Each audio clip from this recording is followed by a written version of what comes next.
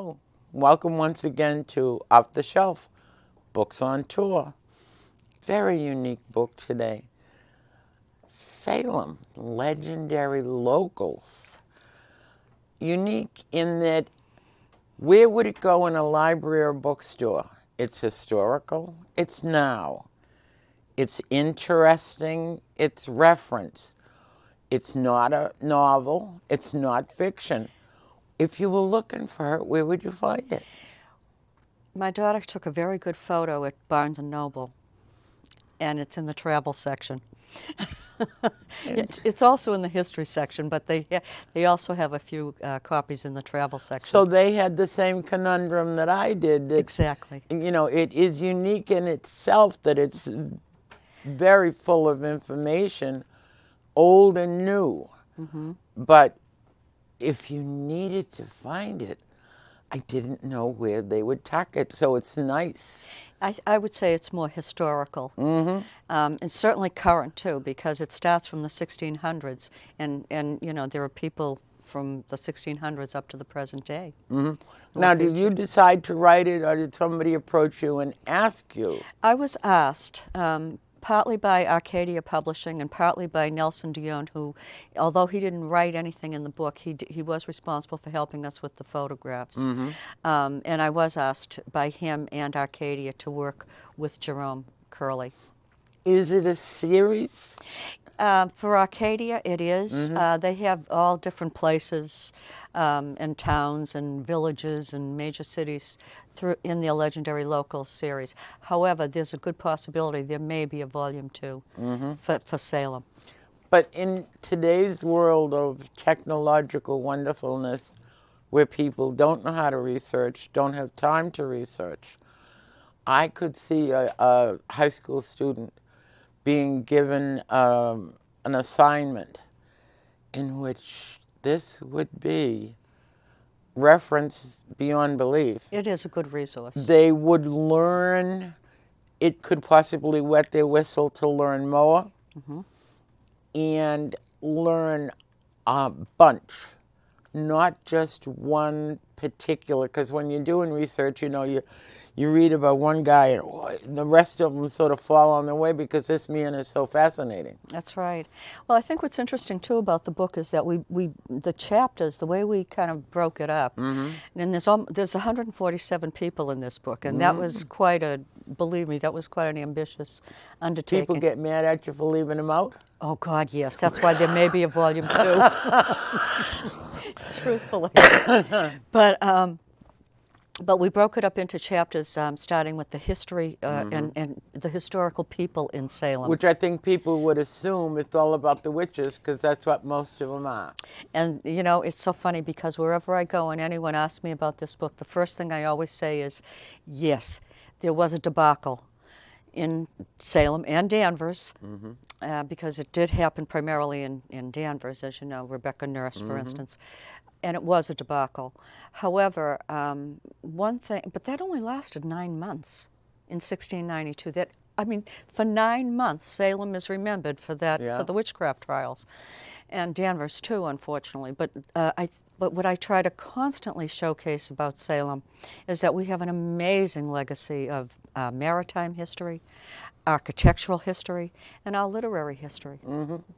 Governor Winthrop, yes. I mean, he's no snuffer. That's right. You've had some John Endicott, you know, were first millionaire. Hello. Yeah, Elias Derby. Yeah, and Nathaniel Hawthorne. He's Salem's favorite son. And Concord's favorite son. That's and right. Lexington's favorite That's son. right, because of the transcendentalists out there. Right, it amazes me how they get around. I mean, what time did you have to leave your house to be here this morning to beat traffic and all that? And these people went from place to place in wagons and horses. Yeah. And left such a legacy. They must have done an awful lot of reading.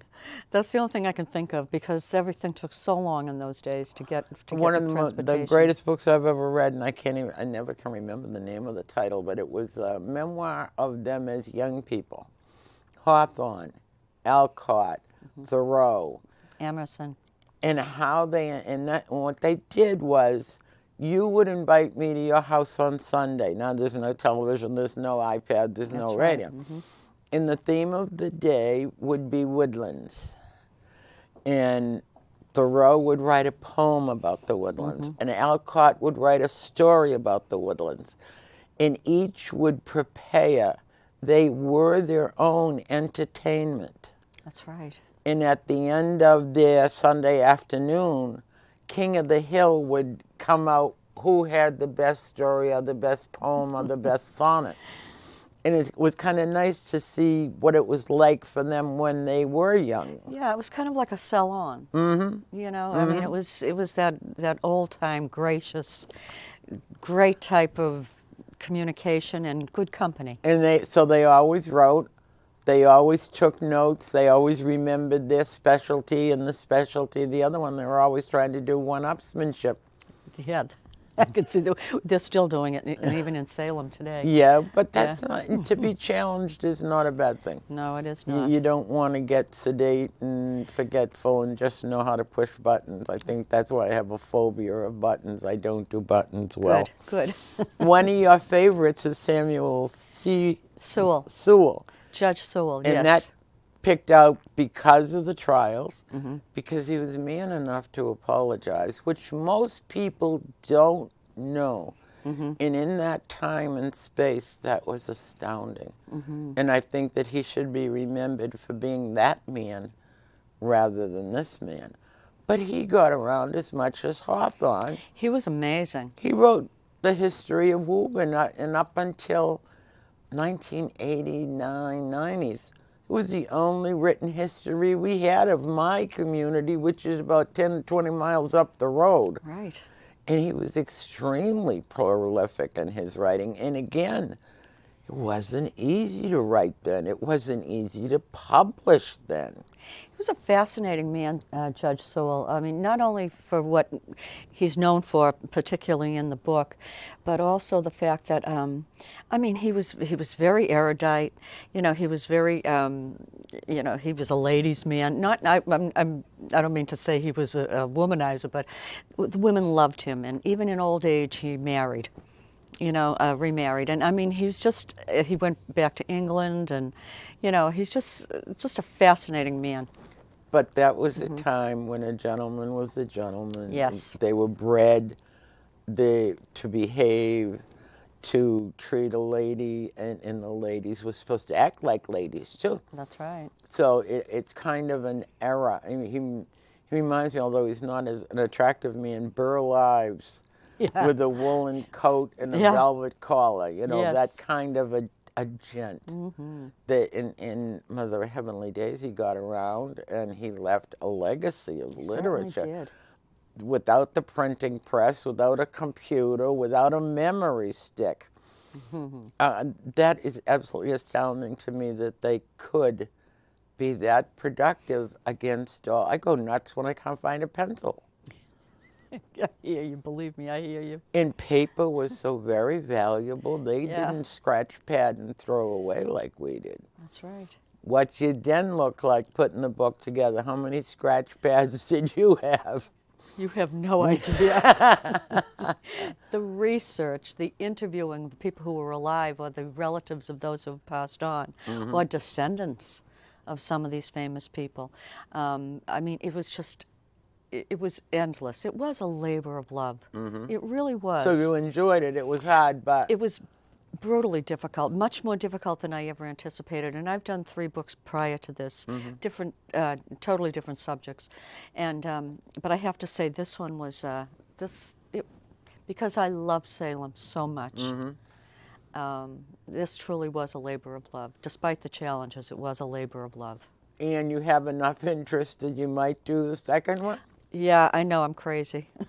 Well, if you've got that much interest and that much feedback, people are and that reading much it. love for Salem. In fact, when we launched the book last year, I'll be honest with you, we had nearly 1,000 people in the ballroom of the Hawthorne Hotel in Salem. It was an amazing accomplishment. Just we celebrated the people of Salem. And some of the relatives and descendants of some of the famous people. For instance, the great architect and furniture maker, Samuel McIntyre. You know, we have the McIntyre district in Salem, and an amazingly talented man. His some of his descendants came.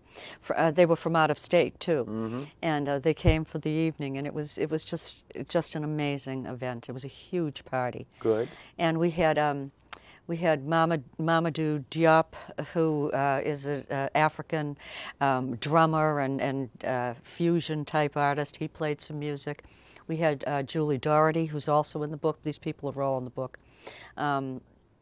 And she sang for us. She's very, very popular in Salem. And we also had a couple who, they dress in 18th century costume, and they play the violin, 18th century tunes, and they were all roaming about the lobby of the Hawthorne Hotel, inside the ballroom with us, playing, and you know, it was just added to the ambiance. It was so festive. It was just an incredible night. It really was. Do you find people cozying up to you so that they'll be mentioned in the next book? Yes, true enough. Yes. What criteria did you use for who was important and who wasn't? Because the most important people in the world who think they're the most important people, I like the people who stand off the side and watch and do. That's right. I think the criteria was, they had to be people who have made some sort of an impact on Salem. Some of them weren't even born in Salem, but they lived here a long time, or they did tremendous things for Salem. For instance, Commander Cassidy, Chris Cassidy, he's an astronaut. He was born in Salem, grew up in Maine, but he was born here. And he was, in fact, I think it was just this past March, he was in outer space again. And so he's someone like that, remotely connected to Salem, but still an important figure. General, I'm not even sure how to pronounce his name, Chakow, he was born in Poland during the war. He's Jewish. He was in a concentration camp. Finally, his family, you know, they emigrated from Poland. They came and settled in Salem. First time he'd ever been to a school was in the Salem school system. Grew up here, graduated high school, went into the Army, and he ended up, of course, being an American citizen. He's a 4-star general now. And he has made a tremendous impact on Salem. And then we have entertainers. And then, of course, this is interesting because one of the people I really wanted to put in, and I got a little bit of flack from my co-authors, and they said, yeah, but Arthur Miller doesn't really belong in the book. And I said, listen, Arthur Miller is one of the greatest playwrights of the American theater. He did The Crucible, which is largely based, in fact, in many ways, except for the romance aspect between John Proctor and I forget the female character protagonist's name, except for the romance, so to speak, it's pretty good. Yeah. It's not bad at all. I mean, it's fairly accurate. He spent a number of probably about a week here in about a month here in Salem, doing the research at the at the PEM and the library, and he went back and wrote The Crucible, and it came out at a time during the McCarthy era. And one of the things, and this is why I'm glad you didn't include him in the book. I did include McCarthy. Oh no, no, I thought you. I think I was 10 years old, and I still remember his vehemence. And yeah. You could feel the hate that the man extruded. Well, again, this is the point. This is Salem started out as such a puritanical, tight-fisted, mentally tight-fisted colony, and because of the witchcraft trials, thank goodness, we have evolved enough to realize that not everyone and everything has to be a witch hunt. You know, and of course, when the Crucible came out during the McCarthy era, which again was another witch hunt, you know, it was very Thought-provoking. extremely so. You know, and there's witch hunts today. If we don't We still learn have them. from our history, we're doomed to repeat it. That's exactly right. And if you read today's news or you turned on the television, here we go again. So knowing that the people that wrote about it then, what they wrote well. They didn't embellish. They didn't throw romance and sex in here just to make it marketable. Right, right. What you read when you research their writings is you were almost there. And, That's right. and I don't think that Judge Sewell has gotten enough press I agree. for being man enough to say, I was wrong. It didn't help the witch people. It didn't help the people who were hurt and scarred for life, as was Salem. That's right. But at least he was man enough to say it. And, you know, I don't think we see that today. I don't either, and I think what's interesting too about Judge Sewell was that not only was he man enough to you know, Man up. to man up and admit that he made a terrible mistake, you know, being a part of the witchcraft trial, and he did it publicly. The others did it either privately or didn't do it at all. Or slunked off into the annals of history. But Judge Sewell also wrote some wonderful things about slavery, and that's one of the things I have in the book. But under Judge Sewell, And people would be wise, especially in this day and age, to read that. And reading the second history of my community after his, I was amazed at the amount of negativism surrounding slavery. It was almost as viable here as in the South.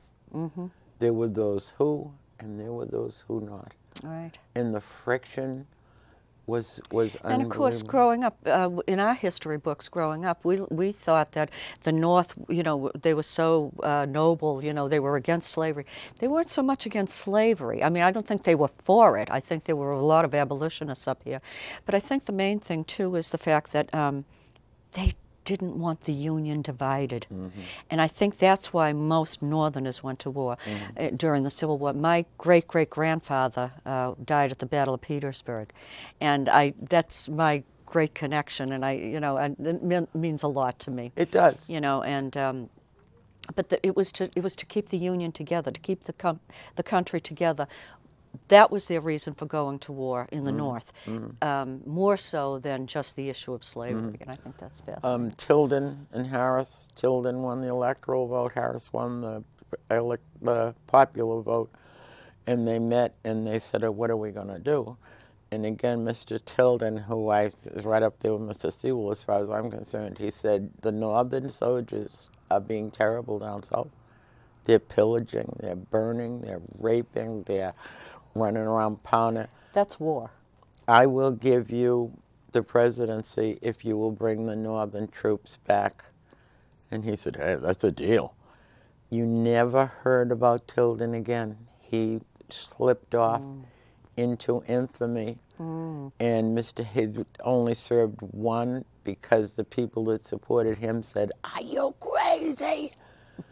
But those are the kind of men that I want in a book. I want to applaud their decisions to do the right thing against all odds. I absolutely agree. And you know, there's something in the word integrity, not just the concept, but even in the word itself, because I am a word person, that this is what we should be striving for in this day and age. And that's everything from our political beliefs to equality.